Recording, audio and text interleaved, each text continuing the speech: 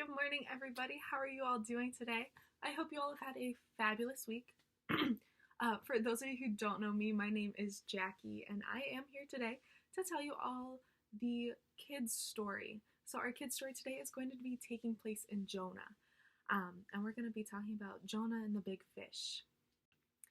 All right, guys, so our story today is going to start with a guy named Jonah. And Jonah was called by God to get up and go and preach against wickedness in a city called Nineveh.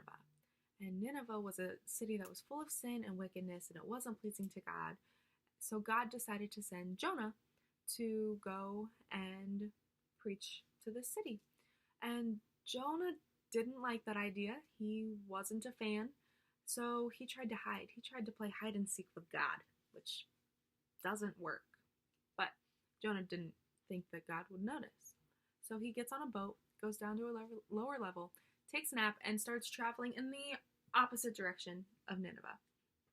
And so the crew and everybody on the ship is minding their business, and then out of nowhere a storm hits.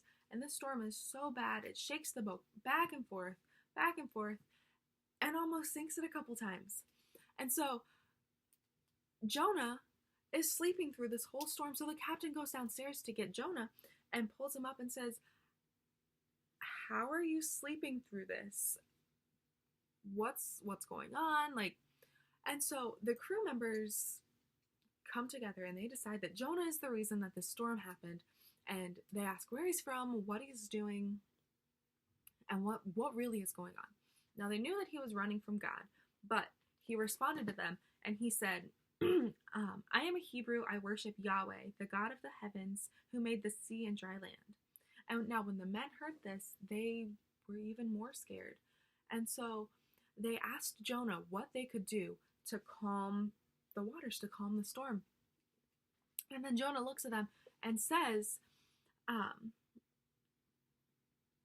you have to throw me overboard. And they really didn't want to do that. So they called out to the Lord and they said, "Please don't let us perish because of this man's life. Don't charge us with innocent blood, for you, God, have done just as you pleased." And they picked up Jonah and they threw him over the boat. They tried to get back to land first, but it didn't work. So they threw Jonah over the boat. And then God sent a really, really big fish, kind of like a whale, up, and it swallowed Jonah whole. Now, Jonah is in the belly of the fish for 3 days and 3 nights. And I don't know about you guys, but I don't think being in the belly of a fish would be a very comfortable ride. Because it probably smells like other dead fish, because animals have to eat. So it probably stinks really bad, kind of smells like a garbage can. Not a smooth ride, not really comfortable. But while Jonah is in there, he's sitting and he's praying. And he prays to God and he says, "I called to the Lord in my distress, and he answered me. I cried out for help in the belly of the fish, and you heard my voice. You threw me into the depths of the sea, and the current overcame me.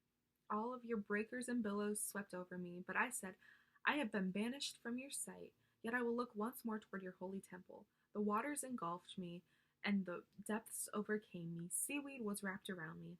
I sank to the bottom of the ocean, to the foundations of the earth, which with its prison bars closed behind me forever. But you raised me from the pit, Lord. And as my life was fading away, I remembered, Yahweh, my prayer came to you, your holy temple. Those who cling to the worthless idols forsake faithful love. But as for me, I will sacrifice to you with a voice of thanksgiving, and I will fulfill what I have vowed. Salvation is from the Lord." So after these 3 days and 3 nights of constant prayer and constant crying out to God, God finally commands the fish to swim back up to land and spit Jonah out. And after that, Jonah was called again to go to Nineveh. But this time, he didn't try to hide from the Lord. He went to Nineveh, preached, and saved them from their wickedness and from their evil, which is really kind of cool, actually. So that is our story for today. So let's go ahead and pray. Dear God, thank you so much for this day, and thank you for every single person listening. God, I pray that you continue to remind us that you're always with us, that you're never going to leave our side, and that we also can't hide from you, that you know what's going on all of the time.